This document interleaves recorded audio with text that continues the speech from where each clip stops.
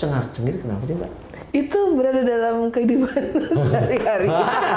Kok dari tadi saya nggak cengar-cengir ini? Nggak, iya bener ini Pak. guys, ini lucu nih Mbak. Lu sebenarnya bener Pak, apalagi dengan kondisi sekarang ya. Ketika pandemi, situasi ekonomi seperti sekarang, terus keluarga di rumah semua. Ya, keluarga di rumah. Ini bukan aku percaya diri sendiri ya, maksudnya dari pengalaman sekeliling rata-rata. Terus udah gitu ketika anak-anak harus sekolah dari rumah, itu kita yang biasanya nggak pernah jadi guru akhirnya harus terjun langsung dan gimana caranya mengajar anak-anak yang ternyata susah banget. Tangan aku sebelah kiri bagian atas tuh sakit banget kayak orang ketusuk gitu loh Pak, kayak apa namanya, kayak ngilu gitu sampai akhirnya nggak bisa tidur. Ya beneran ya Pak.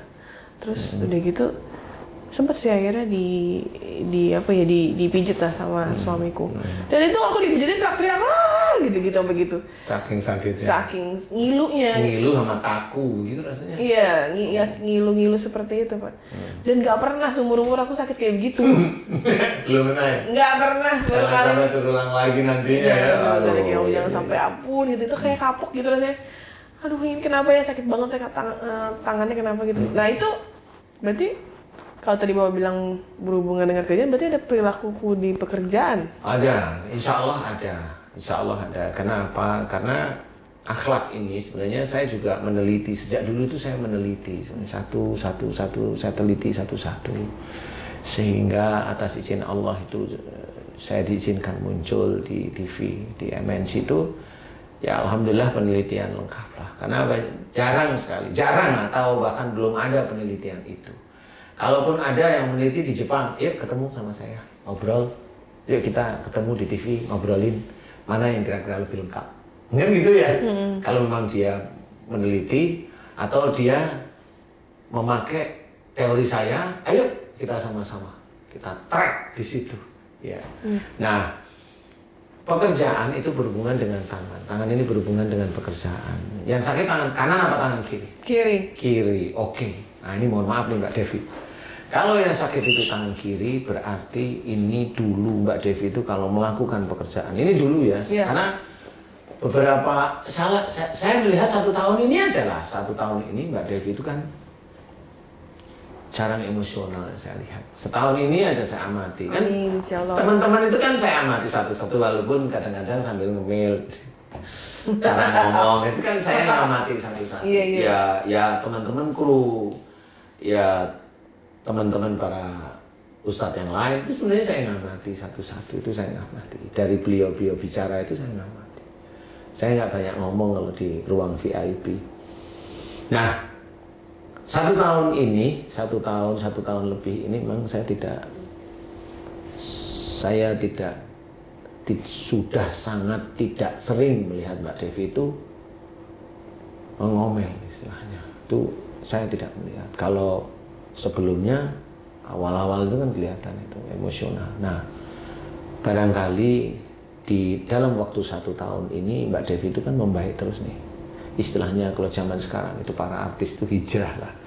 Mbak Devi itu kan hijrah nih dari suatu pekerjaan yang dulunya nggak cocok tuh ngomel, egois atau apa, umpamanya saya nggak tahu persis ya, tapi di titik itu ada.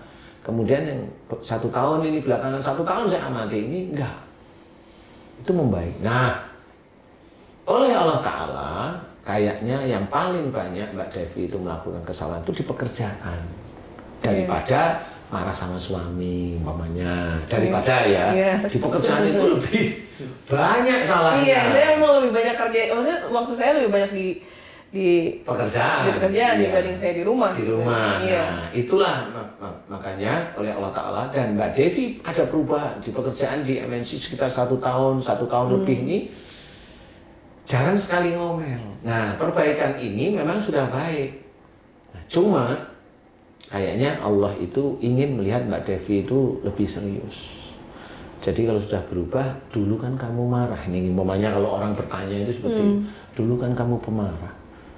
Itu kan ada dosa. Kenapa kamu nggak mohon ampun pada Allah? Nah itu loh maksudnya. Jadi ada yang ketinggalan di Mbak Devi di luar hijrah itu adalah mohon ampun. Kalau dulu itu kalau bekerja itu Iya. Iya betul. Ada kaku, iya. Ada emosional, ada begitu. Makanya itu di titik sebelah kiri. Nah kalau yang kanan beda. Kalau kanan itu Mbak Devi itu mengerjakannya itu baik. Nggak ngomel dulu. Nanti kalau udah ketanggor nih, mulai nih marahnya itu muncul setelah ada persoalan-persoalan. Tapi tidak emosional dulu, didiem nih. Sekali, dua kali, nah baru 2 kali marah. Nah itu nanti sakitnya di kanan. Oh gitu. Jadi yang dikerjakan itu sebenarnya sudah baik. Kemudian caranya juga mulai sabar, tapi nggak betah. Nggak betah dengan belajar sabar dan tenang itu nggak betah. Paham ya? Yeah. Sehingga Allah tetap mengingatkan, ya itu biasanya nanti sakitnya di tangan kanan. Oh gitu. Gitu. Iya. Jadi kalau Mbak Devi ingin sembuh, rasa sakit, rasanya sakit sekali. Sakit.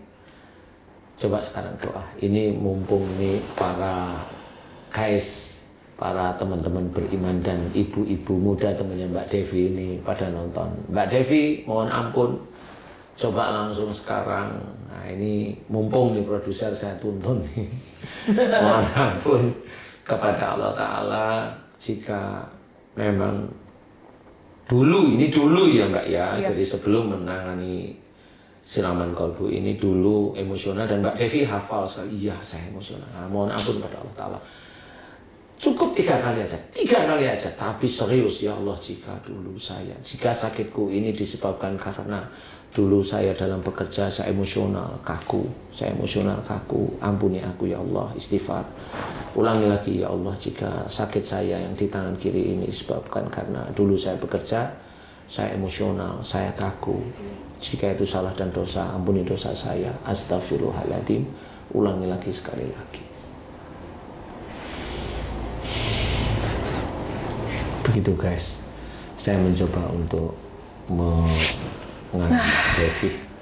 Kita coba Mbak Devi. Gimana? Udah Mbak? Udah. Gimana? Enak sih Pak, kayak ada yang plong-plong gitu. Oh gitu? Alhamdulillah. Dia bilang sama teman-teman. Alhamdulillah. Iya bener sih. Kadang-kadang namanya juga anak muda ya Pak. Kalau misalnya kita kerja kan emang jiwanya tuh kan masih kenceng banget. Tapi di siraman kolbu tuh aku belajar ketemu juga sama bapak-bapak senior gitu. Aku belajar untuk bisa mengendalikan emosi, kerjanya nggak pakai emosi, dan bisa belajar sabar sebenarnya. Terus kaget juga sih sempat ngerasain sakit ini. Tapi kalau bapak tadi ngomong aku seperti itu dahulu ya benar gitu. Karena segala sesuatu pengen buru-buru, gerasak-gerusuk, ayo ini semua tuh dikerjakan secara cepat, tapi nggak peduli apakah orang itu bisa atau enggak. Benar. Jadi akhirnya ya pasti sakit ya Pak. Tapi alhamdulillah nih habis ngobrol sama Bapak terus tahu, oh iya maksudnya seperti itu. Enak sih sekarang jadi plong. Gitu.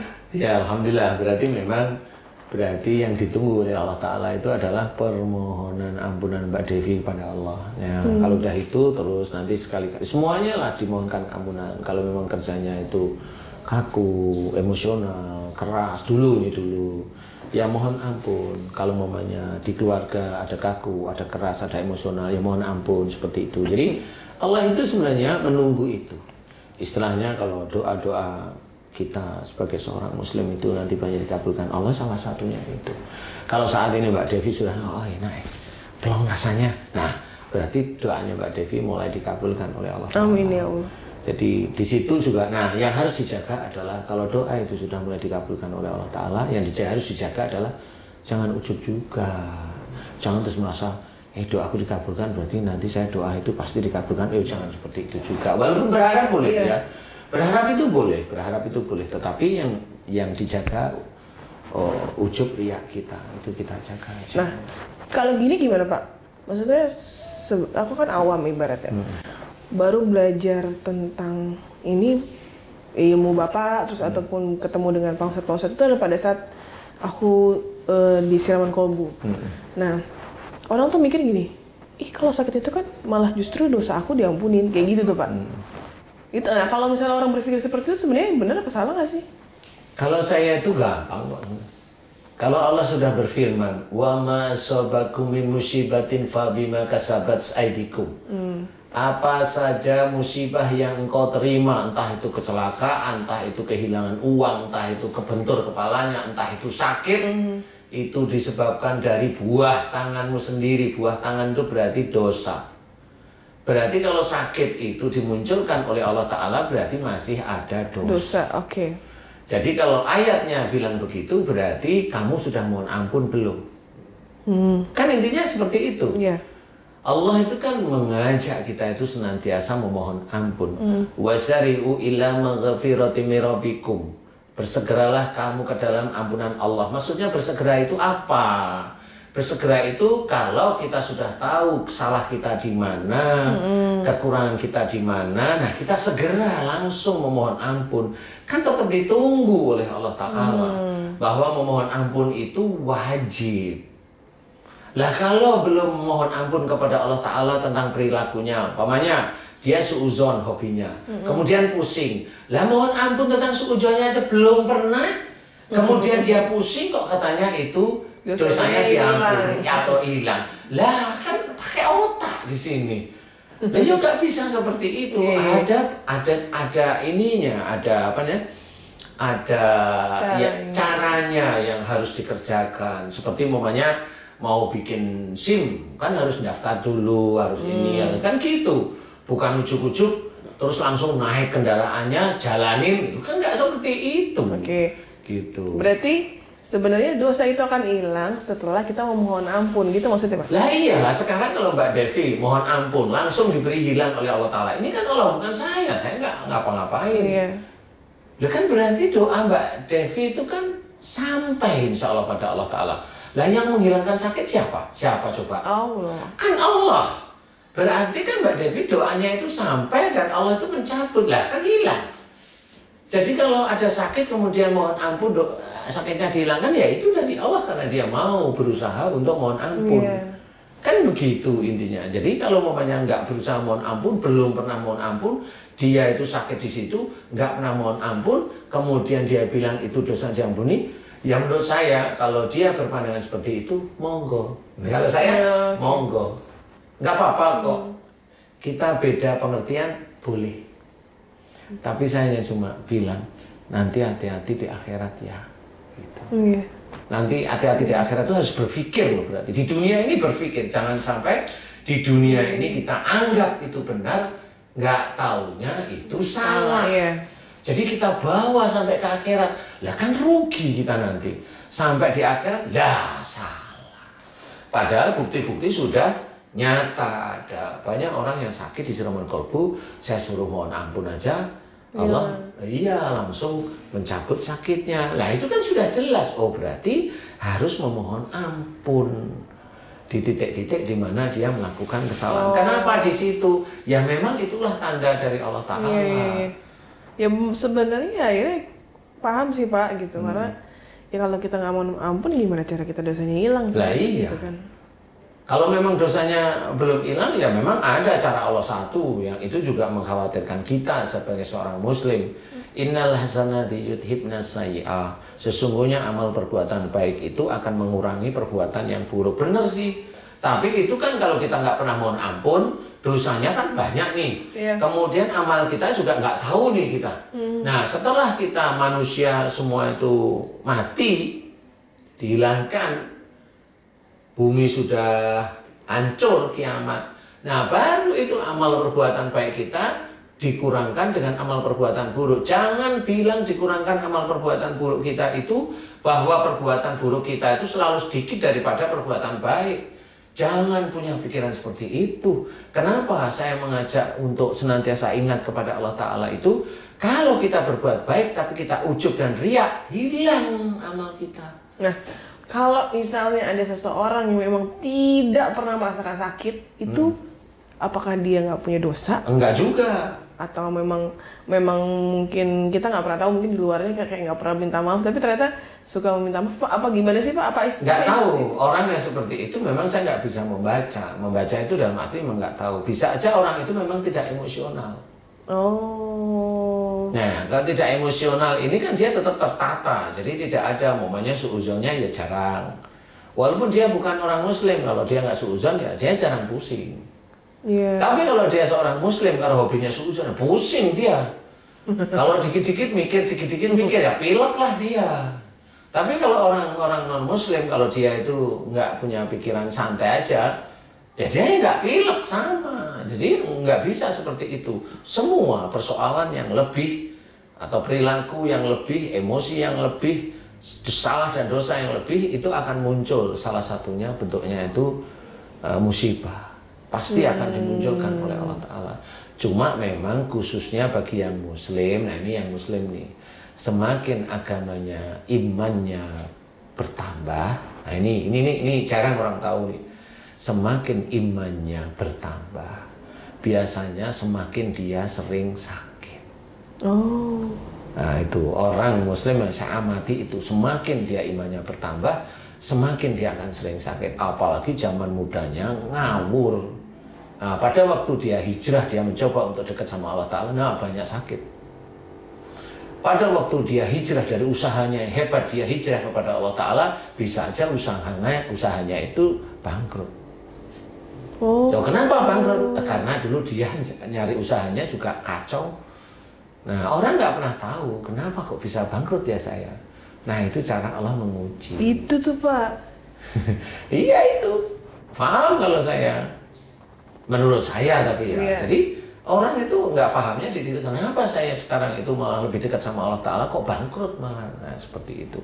Padahal dia juga diuji dari sisi itu. Memang dia ujian pada saat dia itu mencoba menjaga imannya, oke. Tetapi kalau dia dibangkrutkan, masih nggak dia tetap mau di jalan Allah, kan begitu. Allah kan bertanya juga.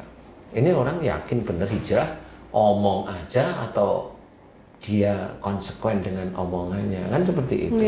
Apalagi sudah gembar-gembar, aku sudah hijrah, ngomong ke sana kemari. Sudah, itu kan juga merupakan ujub riyaknya dia juga. Nah akhirnya Allah yang menguji. Pasti kalau itu pasti akan diuji. Makanya nggak usah cerita. Kalau ini bisa ya diam kayak orang bodoh, itu malah lebih enak. Kalau diajak ya ketawa ketiwi. Kalau difitnah ya senyum-senyum. Tahu kalau fitnah itu sampai ke telinga kita itu berarti Allah mengizinkan kita ngerti, sehingga didoakan orang agar orang tersebut diselamatkan oleh Allah. Cara-cara Islami kita kerjakan aja. Persoalan orang itu urusan orang itu dengan Allah, nggak usah takut. Yang penting tangannya sudah enak. Alhamdulillah. Jadi besok itu kalau ngabani saya itu 15 menit cedung gitu itu datang lagi. Insya Allah seperti itu. Alhamdulillah Pak. Jadi ada hubungannya antara akhlak dan perbuatan itu dengan penyakit atau dengan musibah. Saya ceritakan, seorang anak dia masih sudah akil balik tapi dia masih remaja, dia kalau dikasih nasihat sama orang tuanya selalu bantah dan berani dan emosional. Suatu ketika musibahnya dia bukan masalah sakit yang kelihatan orang sakit, tapi bisa aja dia tabrakan kakinya patah. Ya Allah. Dan itulah sakit yang dimaksud Allah Ta'ala. Kenapa itu di kaki? Ya karena berhubungan dengan masalah keluarga. Kalau dia itu dikasih tahu, diatur sama orang tuanya, nggak mau, dia pilih emosional keras. Nah, kerasnya dengan orang tua itu dibalas oleh Allah Ta'ala, diberi kasih peringatannya, yaitu dengan patah. Jadi kalau ada orang yang patah, berarti sebenarnya hatinya itu ada yang keras. Seperti itu. Makanya ayo kita lembutkan. Allah sudah menyuruh kita harus berlemah lembut kepada siapapun, sehingga tulang ini menjadi lentur. Dan yang jelas kita akan senantiasa dilindungi dari hal-hal yang menurut kita menakutkan bagi kita. Tabrakan, pencurian kan menakutkan, perampokan kan gitu, begal dan sebagainya. Nah itu nanti kita dilindungi. Kalau agama kita baik, perilaku kita baik, kita hormat kepada siapapun, kita akan dilindungi oleh Allah Ta'ala. Jadi rizki kita itu jalannya dikasih yang ya kelihatan nyaman-nyaman aja gitu. Tidak bikin hati itu malah deg-degan seperti itu. Gitu. Masya Allah, seru banget ya, seru banget. Nanti insya Allah boleh ya Pak, kapan-kapan aku sharing cerita lagi, terutama buat ibu-ibu muda yang beriman semua, yang mungkin pengen belajar tentang akhlak, sehari-hari, terutama nanti kapan lagi ketemu Bapak kita akan ngobrolin soal keluarga. Kayaknya seru banget deh. Terima kasih ya Pak Ustadz. Ya, sama-sama Mbak Devi. Jangan lupa klik Ustadz Danu official channel, di subscribe, terus tombolnya dipencet, ya. juga like, share, komen yang gitu. Bagus-bagus lah ya. Karena yang menilai komen itu bukan kita, Allah. Iya. Yang menilai komen, yang menilai itu Allah. Ya, mudah-mudahan itu bisa menjadi gambaran.